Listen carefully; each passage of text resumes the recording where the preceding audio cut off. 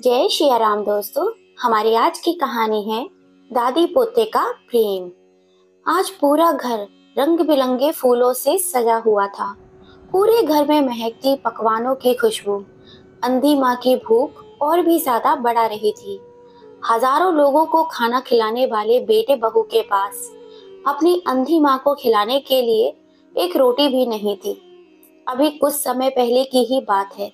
दोनों आंखों से अंधी एक माँ ने अपने बेटे से पूछा, आज क्या बनाया है बेटा बहू ने? गाजर आलू की सब्जी बनाई है तेरी बहू ने।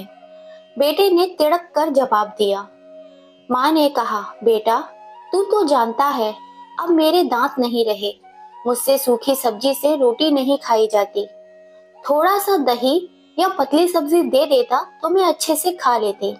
तभी कानों को चीरती हुई एक तेज आवाज बूढ़ी माँ के कानों में पड़ी। ए बुढ़िया, खाना है तो खा ले, नहीं तो रहने दे।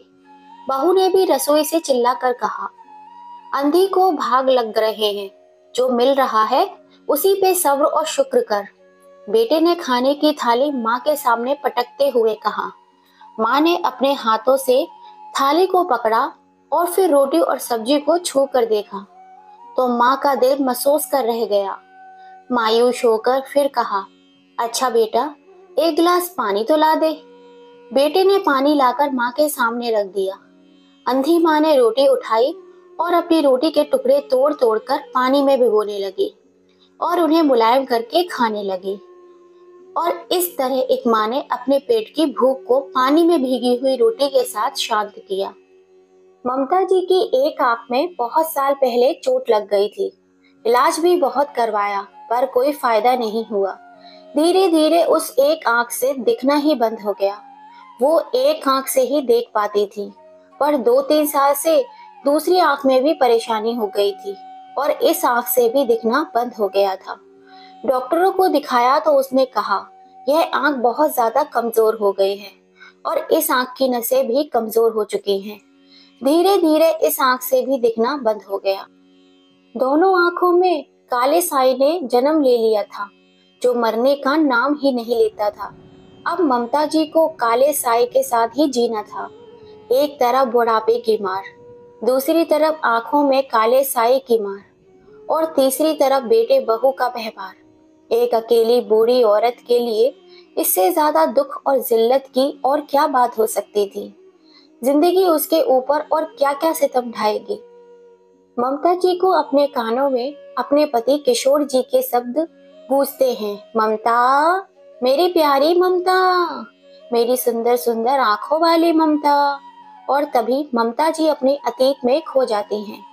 किशोर जी 2 भाई थे। उनके बड़े भाई का नाम सुभाष था।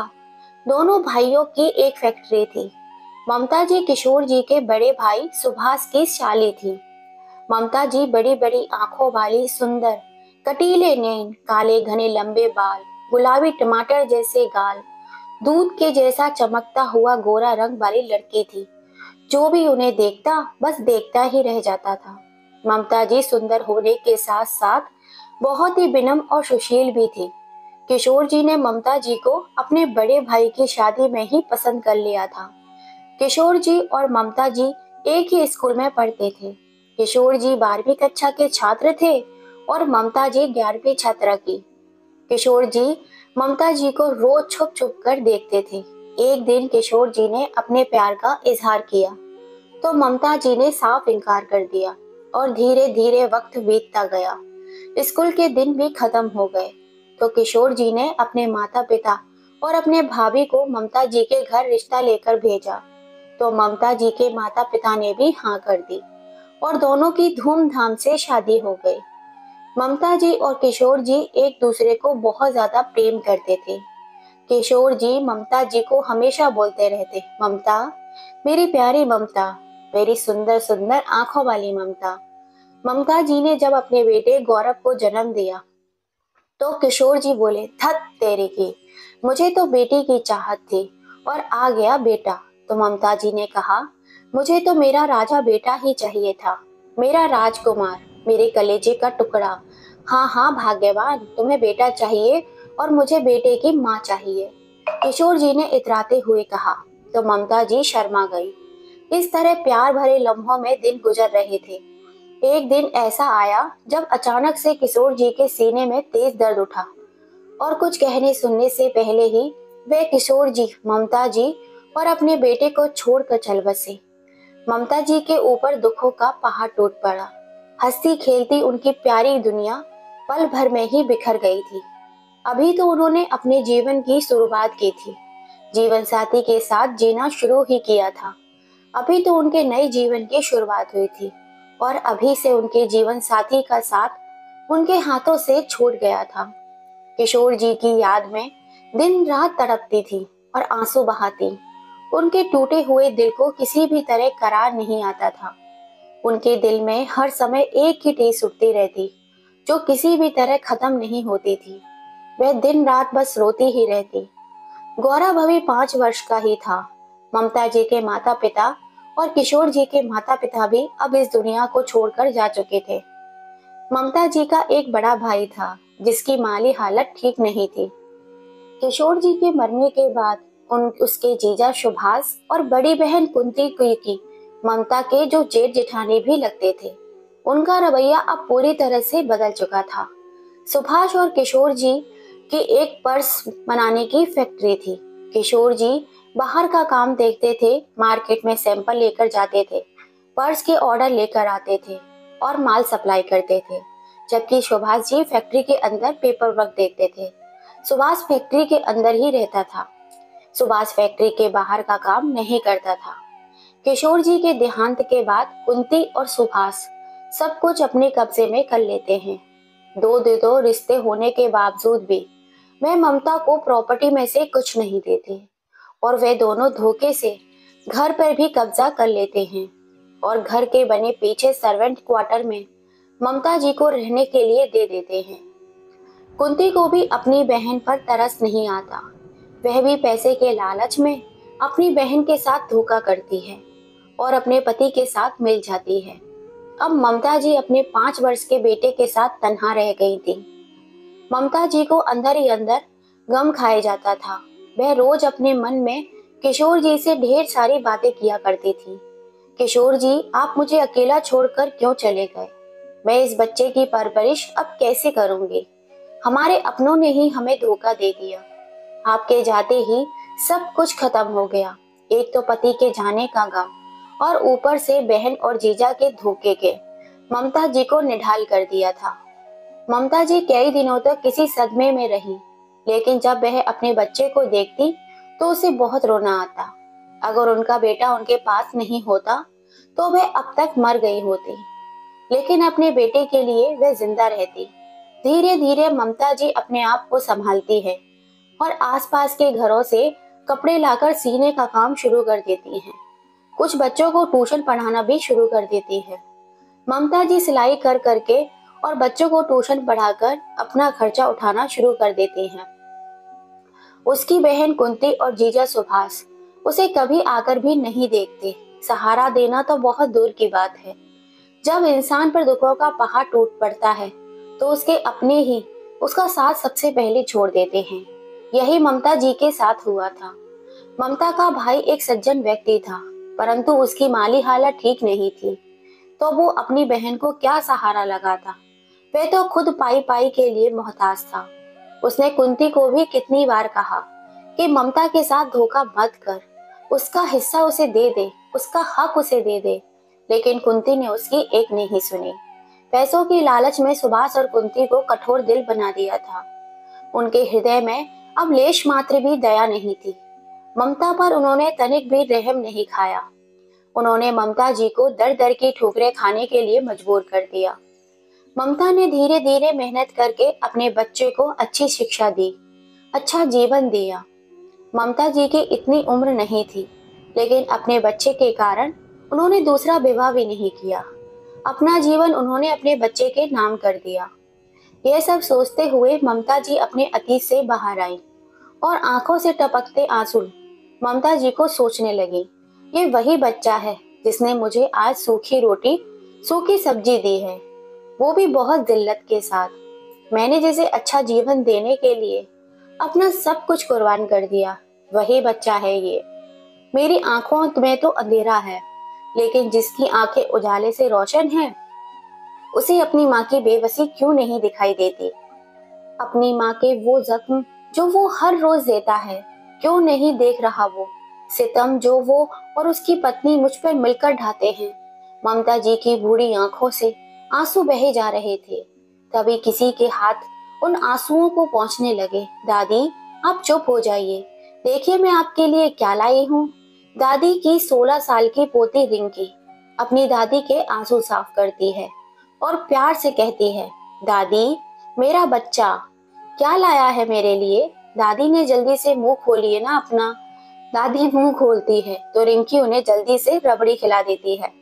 दादी को लच्छेदार रबड़ी बहुत ही पसंद थी। कभी कभी रिंकी ट्यूशन से आते समय दादी के लिए लच्छेदार रबड़ी लेकर आती और प्यार से अपनी दादी को खिलाती। दादी खुश होकर उसे अपने सीने से लगा लेती। ममता जी ने गौरव को अच्छे संस्कार दिए, अच्छी परवरिश दी, लेकिन उससे ममता जी को ऐसी उम्मीद नहीं थी। लेकिन ममता जी की पोती रिंकी अपनी दादी को बहुत चाहती थी। जब भी कभी ममता जी रोती तो रिंकी उनके आंसू साफ करके उन्हें सीने से लगा लेती थी। एक दिन घर में सुबह से तैयारियां चल रही थी। घर को सजाया जा रहा था, पकवान बन रहे थे। पकवान बनते ही रिंकी ने दादी को ले जाकर दे दिए तो माँ ने अपनी बेटी पर भड़क गई और बोली, हाँ हाँ, दे दे तू उस बुढ़ी को पहले, उसका भरना भर दे, चाहे सब भूखे रह जाएं, चाहे तेरे भाई के आने से पहले सब कुछ खत्म हो जाए, लेकिन उस बुढ़ी को पहले दे दे। रिंकी भी अपनी माँ की ही बेटी थी। खींच कर बोली, दादी घर की बड़ी है, पहले दादी खाएगी, उसके बाद सब खाएंगे। और पहले खाना दे भी दिया तो क्या जुल्म हो गया?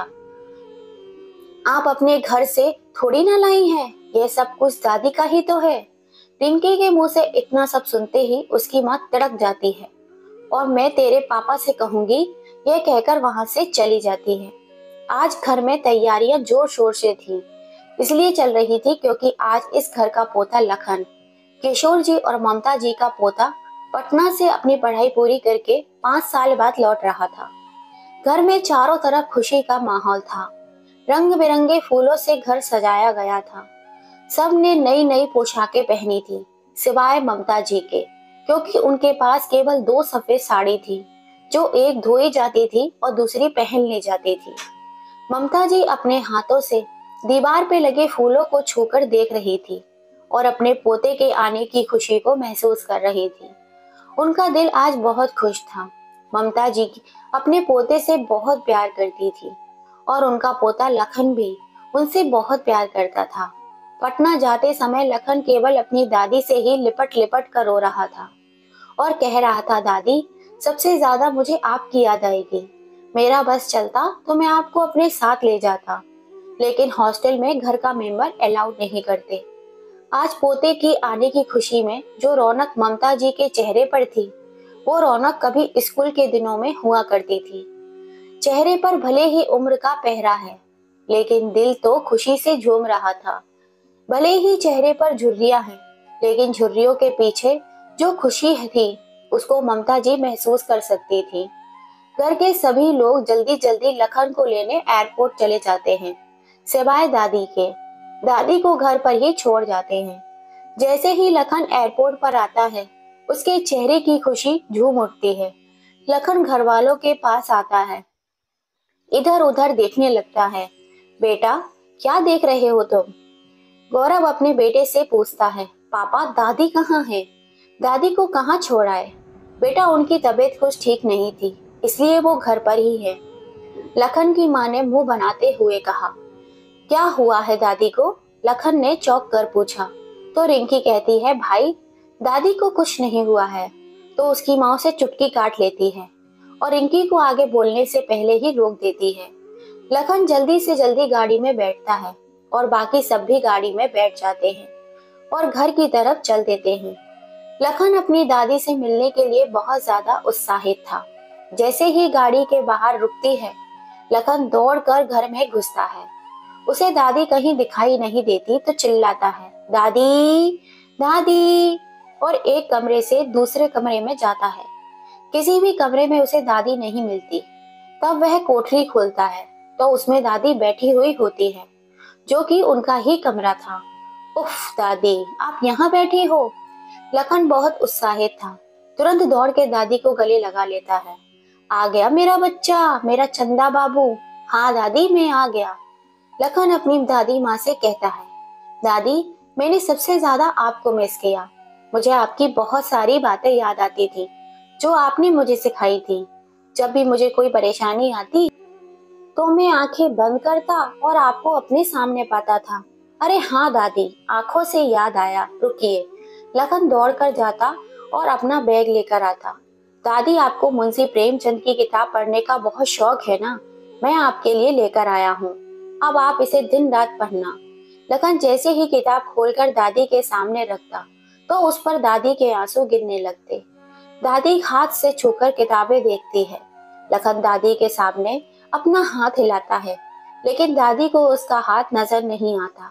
लखन चौंक कर खड़ा हो जाता है और धीरे धीरे साइड में चलता है, तो दादी बस सामने ही देखे जा रही थी, लखन को नहीं देख रही थी।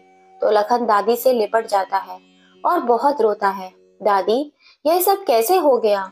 मुझे पता भी नहीं, इतना सब कुछ हो गया। मुझे किसी ने बताया क्यों नहीं? भाई, जब भी मेरी तुमसे बात होती थी, तुम दादी के बारे में पूछते थे तो मैं बताना चाहती थी, लेकिन मम्मी रोक देती थी। बोलती थी उसे बताने की क्या जरूरत है, खामाखा उसे परेशानी होगी, उससे पढ़ाई भी नहीं होगी और इतना जरूरी भी नहीं अंधी बुढ़ी की बात करना लखन से। मैं सिर्फ इसलिए नहीं बताती थी कि आप वहाँ खुद को रोक नहीं पाओगे। मेरी बहन एक बार तो बोला होता, अच्छा सब लोग बाहर जाओ, मुझे दादी के पास रहना है। लखन सबको कोठरी से भेज देता है। उसके माँ बाप खाने को कहते हैं, लेकिन लखन मना कर देता है। फिर वहां से सब चले जाते हैं। दादी पोते की बहुत सारी बातें होती हैं। लखन बहुत रोता है। दादी उसके चेहरे को पकड़कर उसे छूती है। वही आंखें, वही नाक, वही होठ। दादी लखन के चेहरे पर हाथ फेरती है और बोलती है, बिल्कुल अपने दादा पर गया है, मेरा प्यारा बच्चा पठान जवान हो गया है। दादी, ये सब आपकी दुआएं हैं। लखन अपनी दादी को मुंशी प्रेमचंद्र जी की कहानी सुनाता है। दादी बहुत खुश होती है और दादी पोता किसी बात पर हंसते हैं। फिर दादी लखन को अपने हाथों से खाना खिलाती है और लखन अपनी दादी के पास ही सो जाता है। उधर लखन के माता पिता बहुत गुस्से में थे, उस पर भड़क रहे थे अपने बेटे का बर्ताव देखकर, लेकिन लखन को उनकी कोई परवाह नहीं थी। लखन दादी के लिए कपड़े, घड़ी, नेकलेस और बहुत सी चीजें लेकर आया था और रिंकी को दादी को नहला धुलाकर तैयार करने के लिए बोलता है और दौड़ा दौड़ा बाहर चला जाता है। फिर जब वापस आता है तो देखता है घर में बवंडर मचा हुआ है। लखन के माता पिता लखन की दादी को भला बुरा कह रहे थे। लखन कुछ नहीं बोलता और अपना सामान उठाता है और दादी को लेकर बाहर चला जाता है। लखन के माता पिता लखन को रोकते हैं, लेकिन लखन एक नहीं सुनता, क्योंकि रिंकी ने लखन को सारी बातें बता दी थी कि उसके माता पिता उसकी दादी के साथ कैसा बर्ताव करते हैं, और आज लखन ने अपनी आंखों से भी देख लिया था। लखन अपनी दादी को लेकर अलग घर में रहने लगता है और अपनी दादी को हर पल खुश रखता है। उधर ममता की बहन कुंती और जीजा सुभाष को उनके कर्मों की सजा मिल रही थी। सुभाष और ममता दोनों ही बहुत बीमार रहते थे। सुभाष को तो 2 बार हार्ट अटैक भी आ चुका था और उनका ज्यादा से ज्यादा पैसा दवाइयों में खर्च हो जाता। पैसा तो बहुत था, लेकिन सुकून नहीं था। हर वक्त बेचैनी रहती। दोनों को यही लगता कि यह सब उनके कर्मों का फल है। अब वे दोनों अपने पापों का बोझ उठाते उठाते थक चुके थे। वे दोनों अब ममता से अपने किए गए कर्मों की माफी मांगना चाहते थे, जिससे कि उन्हें शांति मिल सके, सुकून मिल सके। कुंती और सुभाष दोनों ममता के पास जाते हैं और ममता से अपने कर्मों की माफी मांगते हैं। ममता दयालु स्वभाव की महिला थी। अपनी बहन और जीजा को देखकर उनका दिल पसीज जाता है और अपनी बहन और जीजा दोनों को वो माफ कर देती हैं। कुंती और सुभाष अब ममता जी को उनके हिस्से की प्रॉपर्टी भी दे देते हैं। ममता जी के पास अब करोड़ों रुपए की प्रॉपर्टी थी। अब वह कोई गरीब लाचार बेबस औरत नहीं थी। ममता जी अपने सारे पैसे लखन के नाम कर देती हैं। लखन दादी को लेकर विदेश लेकर जाता है और दादी का बहुत अच्छे डॉक्टर से इलाज कराता है। तो दादी की आंखें धीरे धीरे अब ठीक हो जाती हैं और दादी अब सब कुछ देखने लगती है। लखन अपनी दादी को देखकर बहुत खुश होता है।